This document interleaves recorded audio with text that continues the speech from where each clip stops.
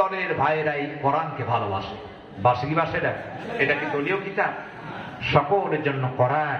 সুতরাং এই কোরআন যদি একবার পার্লামেন্টে চলে যায় তাহলে সকলের জন্য এই দেশটা সুন্দর একটি দেশে পরিণত হবে।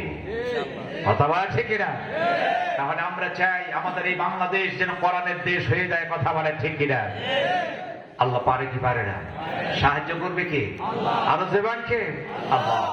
আমার রাসূল তাকে নির্যাতন করেছেন অনেক কাফেরেরা, কিন্তু তারাই কিন্তু লকব দিয়েছে আল আমিন। রাসূল হচ্ছেন কি? বিশ্বাস।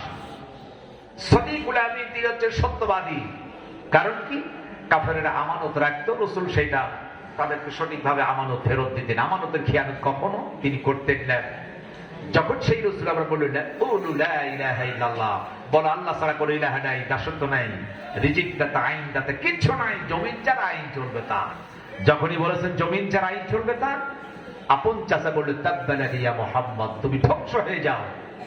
নিজের চাচাও কিন্তু তখন তার ভাতিজাকে মানে পাথর মেরে রক্তক্ষরণ করেছে। কথা বলেন ঠিক কিনা? সে রাসূলের এত সত্যতা শুরু করলো, এমনকি মক্কা থেকে হিজরত করে মদিনায় যেতে রাসূল বাধ্য হয়েছে। মদিনায় চলে গেলেন, রাসূলের দিলটা পড়ে আছে মক্কা জন্মভূমি। তিনি একদিন স্বপ্ন দেখে সাহাবীদেরকে, আবার সাহাবীরা আমি স্বপ্ন দেখলাম আমি যেন জন্মভূমি মক্কায় চলে গিয়েছি। সাহাবীরা বলল হুজুর আপনি স্বপ্নে যা দেখেন সত্য দেখেন, আমরা নিশ্চয় আপনাকে নিয়ে জন্মভূমি মক্কাতে যাবো। জোরে বলুন সুবহানাল্লাহ।